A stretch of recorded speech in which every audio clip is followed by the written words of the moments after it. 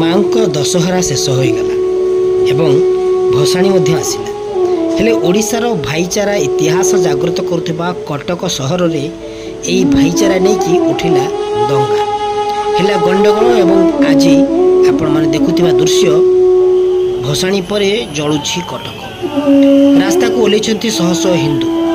ଘଟଣା ହେଉଛି ହିନ୍ଦୁ ମୁସଲିମ ଦରଗା ବଜାରରେ ହାତାହାତି ହେଲେ, ମଦ ବୋତଲ ଏବଂ ପଥର ମାଡ଼ ହେଲା। ଫଳରେ ବଡ଼ ଦଙ୍ଗା ସୃଷ୍ଟି ହେଲା ଏବଂ ବର୍ତ୍ତମାନ ଓଡ଼ିଶାରେ ଚହଳ ସୃଷ୍ଟି ହୋଇଛି ଯେ କଟକ ସମ୍ପୂର୍ଣ୍ଣ ବନ୍ଦ ହେଉଛି।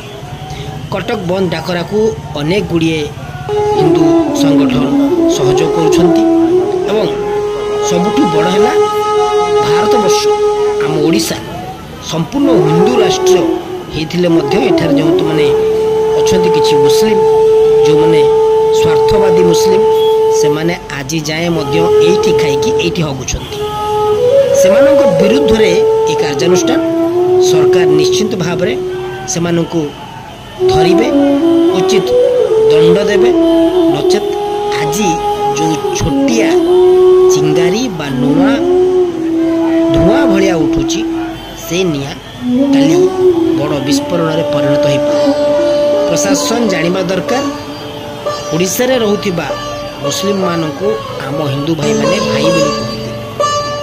ଭାଇଚାରାର ପର୍ବକୁ ନେଇକି ସେମାନଙ୍କୁ ମିଳିମିଶିକି ପୂଜା କରନ୍ତି।